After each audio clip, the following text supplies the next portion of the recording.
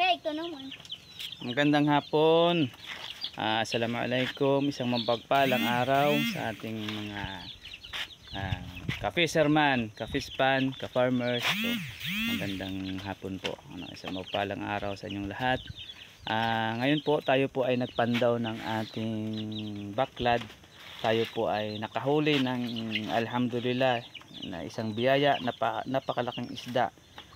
Siya ay nasa 10 kilo. Masyaallah, tingnan nyo po ang huli namin sa baklad. Ayan po. Ayan. Ayan o.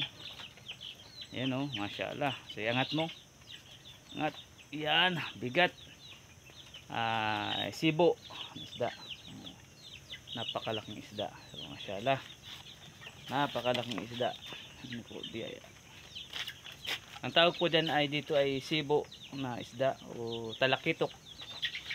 Siya ay nakapasok sa aming baklad, so hindi na siya nakalabas, hindi siya kasya, so sa labas lang siya. So ngayon siya ay naabutan ng hibas, kaya siya ay nahuli namin. So alhamdulillah. Assalamualaikum warahmatullahi wabarakatuh.